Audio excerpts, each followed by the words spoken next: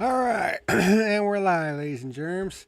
Sorry, I had to get my little shot here, me in game. I forgot to get that set up.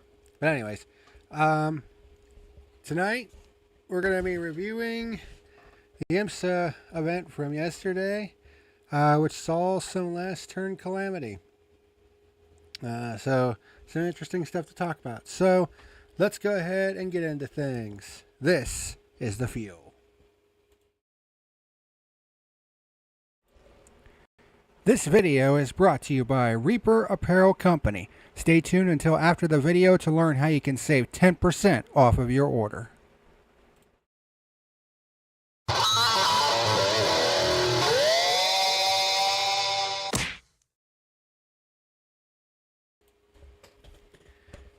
Hey, what's happening, ladies and germs? This is the PackerMan, and welcome to tonight's edition of The Fuel, where tonight we're going to be talking about the 2025 TireRack.com Monterey Sportscar Championship from the WeatherTech Raceway, Laguna Seca, and Monterey, California.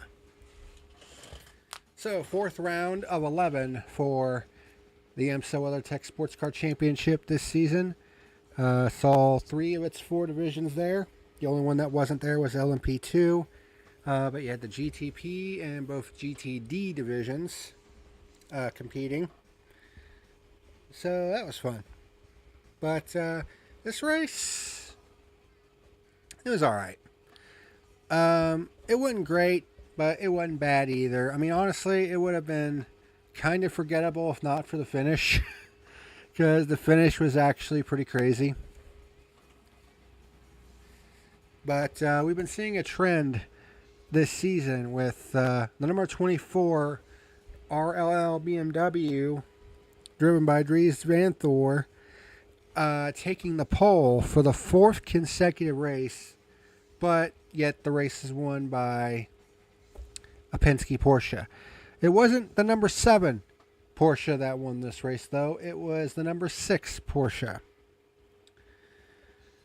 So let's go ahead and get into things. So this race was 2 hours and 40 minutes. Like I said, the number 24 BMW started from the pole with Dries Vanthoor for the 4th time in 4 races this season. The GTD GTD Pro Championship leading team, the number 65 Mustang, was off the track in turn 6 on lap 2, so not a very good day for the 65 team. Felipe Nasr was in the number 7 Penske, running second, looking to keep the 7's perfect season going. The number 48 Vassar Sullivan racing car was penalized for changing lanes at the start, which is a no-no. The GTPs were already into GTD traffic 11 minutes into the race. That just goes to show you, A, how short the track is, and B, how fast the GTPs are compared to the GTDs. But the GTD battle was heating up between the 32, 12, and 57 cars. And then the 48, who was penalized early in the race, gets some damage trying to pass a car in the Andretti hairpin, turn 1. Pit stops were underway with 2 hours and 16 minutes to go. The number 27 Harder Racing Machine, driven by Casper Stevenson, nearly loops it on pit road, coming onto pit road. And then there were a couple of mechanical black flags given to the number 10 Wayne Taylor Racing car, and then the number 12 and 14 Vassar Sullivan cars for tire pressure variance. There's a certain tire pressure that you have to keep in these cars, and if it gets too low, then IMSA sees that as a possible hazard and forces teams to come in to change that and get it fixed. The Penske cars closed the gap to the 24 car for the lead. The 24 had a 4.5 second lead at one point, but then they've closed it back up in traffic. Campbell in the 6 car tries to get underneath some slow cars coming out of the corkscrew and damn near bottles it, making contact with another car. And he was actually slow for a minute because he thought that there might have been damage to the car, or maybe he had a flat tire, but eventually got it back up to speed, but was now 11 seconds back of the lead in 5th. By the way, this race went caution-free. So, you had to know, for the 6 team to basically claw back an 11-second lead without the benefit of a caution, it took some pretty creative pit strategy to get back to the front. Nasser challenges Vanthor for the lead in turn 5, but Vanthor holds him off for now. The number 36 Conquest Racing Machine misses his pit stall, trying to avoid another car coming out of the pit stall, and has to go around another lap.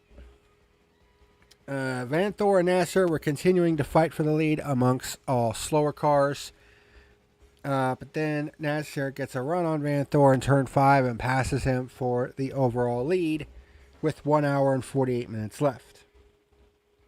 The number 23 Harder Racing GTP machine with a flat left rear tire, but was able to get it back to pit road without the tire coming apart. The number 77 AO Racing machine. Normally it's Rexy, which is the green car, but this time around they brought out a pink paint scheme known as Roxy. I guess the female variant. And they take the GTD lead from the number 65 team, who was leading at the time. Then the number 27 Harder Racing car spins off in turn 5 after contact with the 120 car and hits the tire barrier hard. I don't know how the driver of that car managed to get it going again and get it back to the pits, but I mean, that was a hard impact. I mean, you would have thought for sure that would have been a caution, but nope, they kept it green. The 60 car gets bumped from behind in turn 11 and has a massive rear tire rub. I mean, it was basically smoking all the way down the front stretch, so they had to come in and get that rear piece changed. Then you had the number 10, 31, and 93 cars battling for 5th in GTP, with the 31 and 93 being warned for blocking. So it's kind of like IndyCar. You can make a proactive move, but you can't make a reactive move. So the number 10 of Albuquerque goes wide in turn 6 after the 31 makes a move on him. We have pit stops with less than an hour to go. Things are pretty spread out with 41 minutes remaining, and it's looking like, this is looking like going to be a pretty boring finish. Nick Tandy starts closing in on Penske teammate Gemini for the overall lead with 32 minutes to go. So at this point, the 6 team managed to make it into the lead with his teammates in the number 7 trying to chase him down from behind. Gemini reopened the gap in traffic to 3 seconds with 20 minutes to go. But with less than 8 minutes to go, Tandy was right back on Gemini's tail in traffic. And the battle for the overall lead and the win was on. And then not only that, Vanthor in the 24 was only 1.2 seconds back. So if something crazy would happen, he had an opportunity. The number 31 of Aiken, who is in GTP, was trying to stay on the lead lap, but he eventually moved over with 4 minutes left to let the leaders battle it out for the win. Tandy sent it into turn 1 and almost lost it. Nearly got into his teammate and almost lost second to the 24 car. And then we come to the final lap of the race.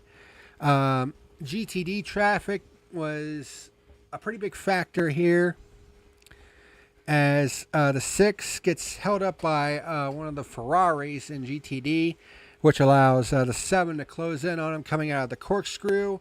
But then in the right-hander, turn 10, the Ferrari then holds up the 7, which allows the 24 of Dries Vanthoor to try to make one last-ditch effort for second going into the last turn. But they make contact. And, of course, it was 3 wide with the Ferrari right there on the inside. And the 24 gets spun out into the outside of the final turn. And the 6 team takes the win in GTP as the 7 car takes second. So it's 4 straight 1-2 finishes for Penske. And the number 24 BMW, despite the tangle with the 7, eventually does come home in third to take the podium in GTP. And afterwards, Nick Tandy in the 17 was not a very happy camper, because he actually went over to the Corvette team. Actually, was it a Ferrari or was it the Corvette? That one of the Corvette cars that got in the way. I'm pretty sure it was one of the Corvettes, actually, that was in the way on that final lap. And he actually went over to him, and he was not very happy with what happened, because he probably felt like he had a shot to win the race, and felt like had it taken from him. But no action was taken for the last lap schmozzle. I mean, it was a battle for a spot on the podium. So typically the officials are not going to call something like that unless it's absolutely egregious. And from what I could see, it was a racing incident, nothing more. But Roxy, the AO Racing machine, takes the win in GTD Pro. And the number 57 Wayne Taylor Racing machine wins in GTD. And that is what happened of note from the TireRack.com Monterey Sportscar Championship from WeatherTech Raceway Laguna Seca. So, overall, it wasn't a terrible race. I mean, it could have been better, sure. But, I mean, compared to the dreck that we've been seeing in IndyCar and to a lesser extent NASCAR, even though, I didn't even bother watching the Kansas race. I was just like, I'm not in the mood to watch the Kansas race because I want to watch IMSA instead. I mean, it's pretty sad that, IMSA is owned by NASCAR, and it's basically one of the only good products that they have on the track right now. But, it is what it is.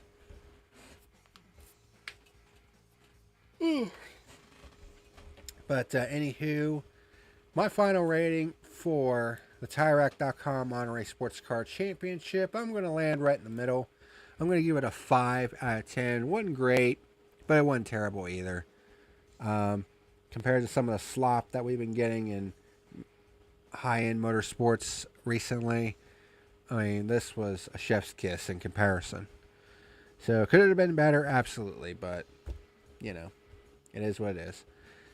But that's going to do it for this edition of The Fuel. The next review I'm going to be doing will be my first Cars Tour review. And I'm able to do this because they will be broadcasting the late model stock car division, I believe, at North Wilkesboro during All-Star Week.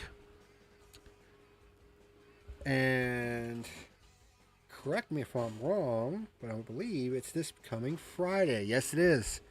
So it is this coming Friday. So, yeah, look forward to that. Because the Cars Tour, while it's been messy at times, it produces some of the best racing that stock car racing has to offer right now. So, look forward to doing that review. Probably on Saturday, in all likelihood. But that's going to do it for this edition of The Fuel. Thank you very much for watching. And until next time, this is the PackerMan signing out. See you later.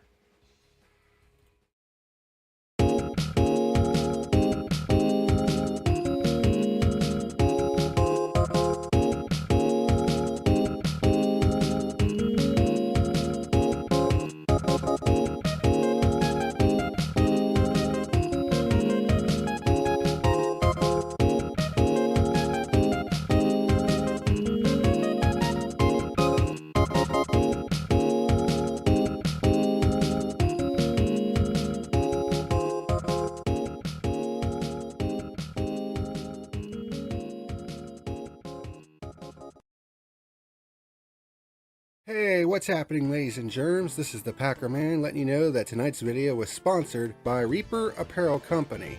By clicking on the affiliate link down below in the description box, you'll be able to browse through many of their different wares, such as hats, t-shirts, hoodies, and other cool items. When you place an order and you go to checkout, be sure to type in the code PackerMan and you'll be able to save 10% off of your order. Reaper Apparel Company. Apparel to die for. Hey, ladies and germs, just want to say thank you for watching tonight's video. Be sure to hit that like and subscribe button, and also check out my other channels, Isaac the Survivalist and Our Honor Defend Archives, if you're a Buckeye fan. Thank you so much for watching, and I'll see you again next time.